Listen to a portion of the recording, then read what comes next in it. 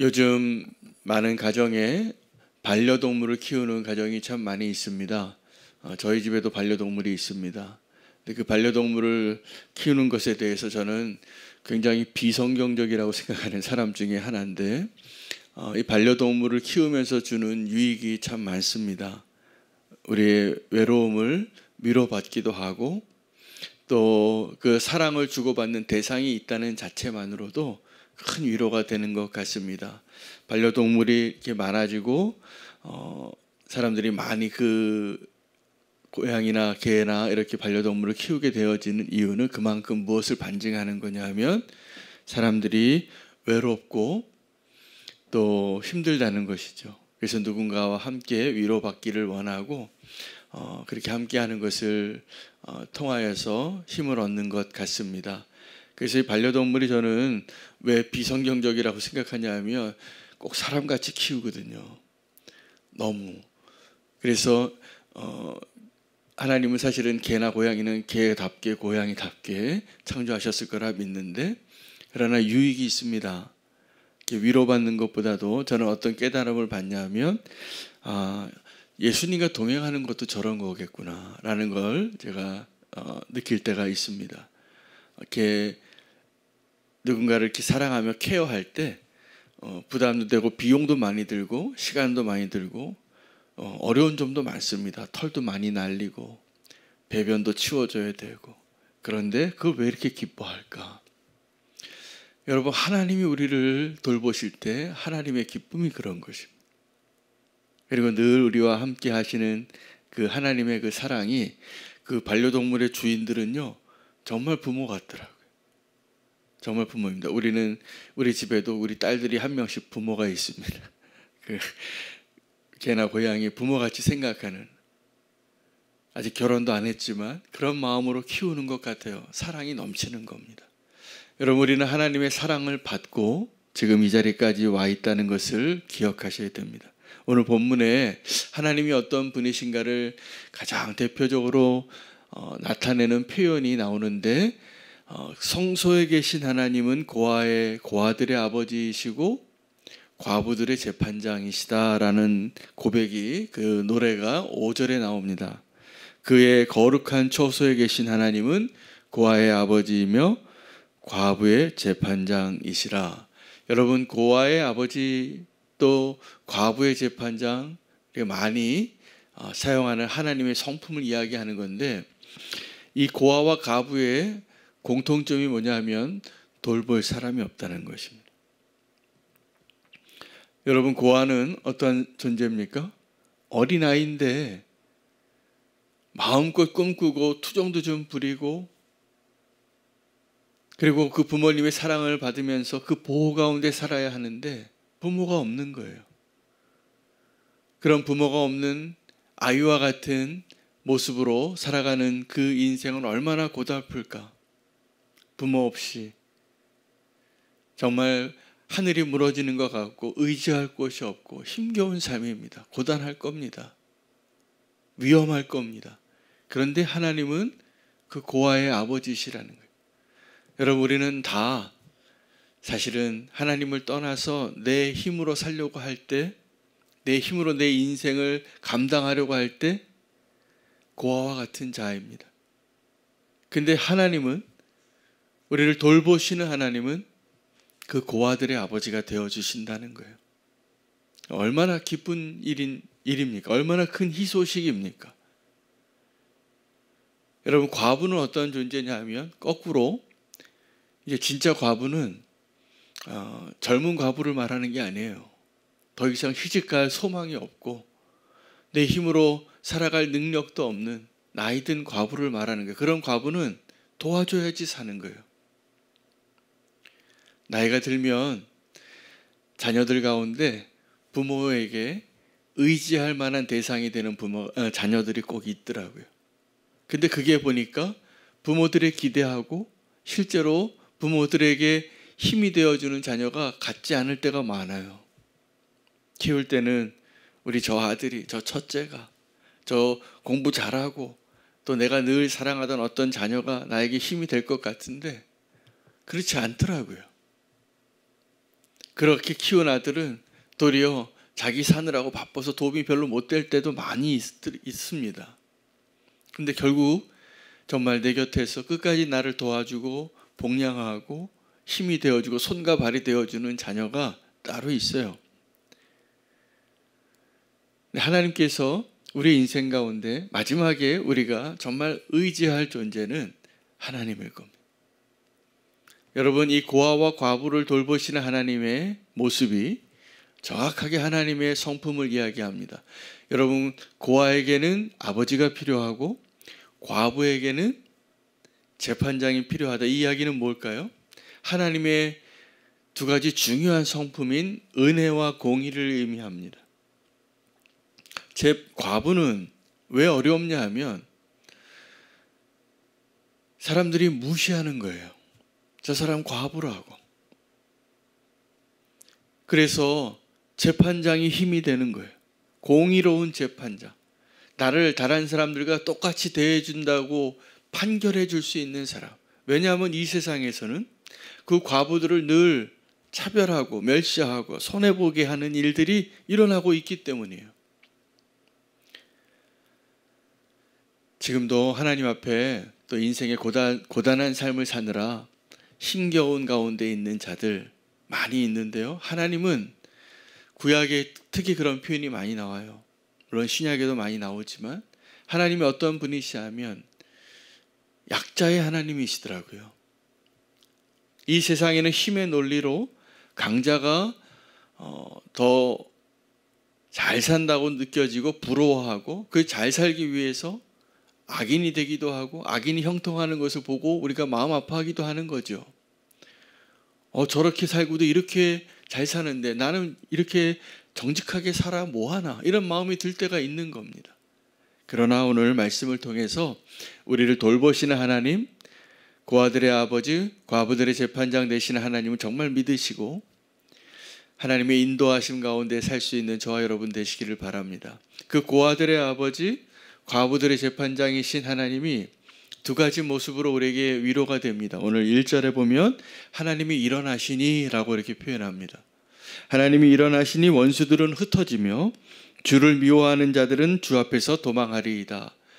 여러분, 악인들이 지금 높은 성에 살고 견고한 성 안에서 안락하게 살고 뭐 아쉬울 게 없는 것처럼 사는 것 같지만 사실은 그 악인들을 향하여 하나님의 사람들은 또 하나님이 선포하시는 그 내용들은 이게 잠깐이라는 거예요. 하나님의 은혜 안에 이렇게 악을 행하고도 잘 살 수 있다는 것, 이거는 축복이 아니라 저주입니다. 여러분, 만약에 내가 정직하지 않고 올바르지 않고 수단과 방법을 가리지 않고 무언가를 얻었어요. 이게 내 것 같지만 그렇지 않은 거예요. 바람에 나는 겨와 같고 불에 녹아내리는 촛불과 같이 녹아지는 그 밀랍과 같이 다 사라질 것이라는 거예요. 바람을 잡는 것이죠. 바람을 심고 광풍을 얻으려고 하는 것, 이게 그냥 허망한 것이라는 거예요. 근데 하나님이 일어나신다라는 것은 하나님 우리를 도우시고 우리의 기도에 응답해 주신다는 것을 의미합니다. 이제 하나님께서 역사하시는 거예요. 우리가 어떠한 믿음의 길을 갈 때, 어제 목요 기도회 우리 예수동행 우리 집회에 많은 은혜가 있었는데, 우리 유기성 목사님 말씀을 전하면서 저는 한 가지가 하나님의 말씀으로 저에게 딱 마음에 왔는데, 그게 다른 것이 아니라 우리가 믿음의 길을 갈 때는 반드시 불확실성이 있다는 거예요. 근데 우리는 어떤 걸 원하냐면 좀 확실한 걸 원해요. 내 미래가 이렇게 좀 확실하게 보장받는 것을 더 원하는데, 그 길을 가고 싶은데 하나님이 우리를 위해서 인도하시는 그 길이 그렇게 보장받는 길이 아닌데, 나를 따라오라, 주님을 의지하며 가는 그 길, 그것이 정말 믿음으로 가는 길이라는 거예요. 아브라함에게 그렇게 요구하신 거예요. 여러분, 아브라함의 본토 친척 아비의 집을 떠나라. 이게 무슨 얘기입니까? 고아와 같이 살라는 거예요. 내가 의지할 곳, 안락한 곳. 여러분, 부모 집에 있는 게 최고입니다. 청년들이 이제 사회생활 할 때 좀 부모 집을 다 나가고 싶어요. 답답해서. 내 맘대로 좀 살고 싶어서. 근데 그렇게 살다가 다시 돌아오는 가정이 많아요. 부모님 떠나 살아보니까 비용도 많이 들고 또 여러 가지로 엄마가 해주는 밥이 좋잖아요. 그건 나중에 아는 거죠. 그래서 우리가 이렇게 부모님을 떠나고 싶을 때도 있고 또 정말로 주님의 품으로 돌아오고 싶을 때가 있는데, 하나님은 우리에게 부모와 같은 존재라는 거예요. 여러분, 이 가정이 우리를 안전하게 지키는 곳이에요. 사실은 가정이 그래서 가장 소중한 보금자리인데 이 가정이 폭풍이 있는 곳이 될 수도 있습니다. 얼마든지 그렇습니다. 그 안에 하나님이 존재하지 않으면 하나님이 돌보시지 않으면, 여러분, 하나님이 돌보시는 가정이 되시기를 축복합니다. 그 가정이요, 가정에서 받은 상처는 평생 가요. 가정이 아프면 내 인생이 무너져요. 근데 이 가정이 견고하면 내가 어떠한 어려움을 겪어도 이겨나갈 수 있는 힘을 얻는 근거가 거기에 있는 거예요. 여러분, 하나님께서 우리와 하나님과의 관계를 표현할 때 그래서 가정의 형태로 하나님을 설명해 주십니다. 교회가 어떠한 존재입니까? 하나님의 신부예요. 그리스도의 몸이에요. 우리가 교회 성도들을 부를 때 어떻게 부른다고요? 불러야 된다고요? 아들의 영을 보내주셔서 이제 그리스도와 함께 형제된 자라는 거예요. 형제가 어떤 의미일까요? 부모가 같은 거예요. 같은 부모 아래 있기 때문에 우리가 형제가 되고 자매가 되는 거예요. 그게 없으면 교회가 교회되지 않아요. 가정이 가정되지 않는 거예요. 근데 하나님은 우리에게 우리가 가족이다. 왜요? 아버지이시기 때문에 하나님 아버지 되신 하나님이 계시기 때문에. 이 교회는 그래서 어떻게 하나님이 설명하시는 겁니까? 확장된 가정이라는 거예요. 같은 아버지를 두고 있으니까. 그 아버지가 우리를 돌보시고 계시니까. 우리를 이끌고 계시고 인도하고 계시니까. 그래서 우리가 사는 겁니다. 하나님이 일하셔서 우리가 그 은혜를 누리는 것이지, 내가 하나님을 위하여 수고하기 때문에 하나님이 지금 존재하시는 게 아니에요. 하나님은 우리를 돌보시는 것을 기뻐하십니다. 우리가 개나 고양이 키우는 것처럼. 사실은 전혀 다른 존재잖아요. 근데 그 사랑이 그걸 소통하게 하는 거예요. 하나님은 우리를 사랑하셔서 우리를 자녀 삼으셨어요. 우리를 돌보시는 하나님은 우리 아버지이신 것입니다. 그 하나님 우리를 어떻게 돌보시는가? 우리를 위해서 일어나시는 하나님이십니다. 역사하시는 하나님이시는 거예요. 개입하시는 하나님이시는 거예요. 힘이 세신 분이세요. 원수들은 다 흩어질 겁니다. 문제들은 사라질 겁니다. 그 하나님을 믿으세요. 그 여호와가 아버지께서 일어나시니, 그 하나님의 돌보심을 표현하는 그 하나님의 모습이 7절에 또 표현되는데, 하나님이요 주의 백성 앞에서 앞서 나가사 광야에서 행진하셨을 때에 라고 말해요. 여러분, 광야가 어떤 곳이냐면 길이 없는 곳이에요. 집도 없고 밭도 없고 먹을 것도 없고 물도 없는 곳이 광야에, 사람 살 수가 없는 곳이에요. 근데 우리가 그 광야를 다닐 때 하나님께서 앞서 행하셨다는 거예요. 광야에서 그들을 어떻게 인도하셨습니까? 구름기둥과 불기둥으로 그들을 인도하셨는데, 여러분, 이 구름기둥, 불기둥은 내비게이션과 같이 우리 갈 길을 인도하시는 것과 더불어서 뜨거운 그 사막에 낮에 햇빛으로부터는 그늘이 되어지는 것이고, 추운 그 차가운 밤을 보낼 때는 따뜻한 온기가 되어주는 거예요. 하나님은 우리를 그 길을 찾게 해주시기도 하고 우리를 보호해 주시고 인도하시는 하나님이신 거예요. 근데 더 놀라운 것은 앞서가시는 거예요. 물론 하나님은 우리 앞에도 계시고 뒤에도 계시고 좌우에도 계시다고 이렇게 표현해요. 근데 우리를 돌보시고 인도하시는 하나님은 분명히 우리 앞에 계시는 거예요. 그것은 무엇을 의미합니까? 우리가 해야 할 일은 잘 따라가는 거라는 거예요. 그 길을 따라가는 거예요. 여러분, 인생에 있어서 멘토가 있고 선배가 있다는 것은 큰 힘입니다. 제가 마지의 고충을 알아요. 마지의 고충이 먼저 경험하는 자예요. 그 동생들이 다 따라갑니다. 보니까 둘째가 똑똑해요. 엄마 아빠한테 혼나는 걸 다 보고 있어요.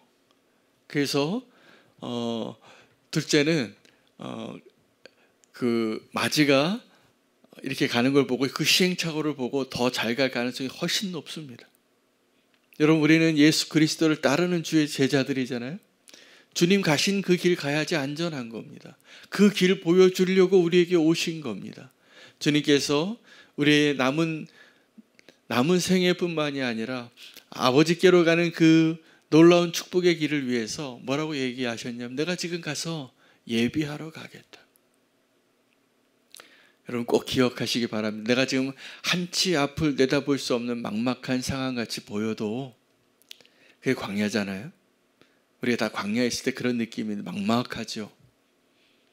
근데 이 광야처럼 하나님을 의지할 수 있는 곳도 없습니다.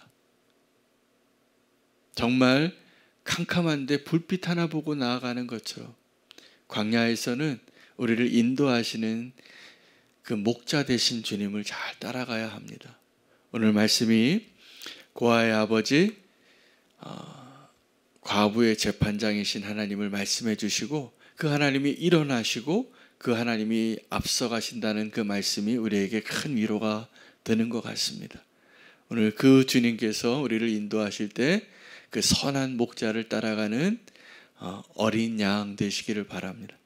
주님 잘 따라가실 때 우리가 아무리 고단한 삶도 막막한 삶도 그 불확실한 삶도 확신 가운데 기뻐하며 걸어갈 수 있게 해주실 주님을 찬양합니다. 오늘 말씀 붙잡고 그 길을 믿음으로 갈 수 있도록 우리를 돌보시는 주님을 구하며 함께 기도하겠습니다. 주의 이름 부르고 기도하시겠습니다.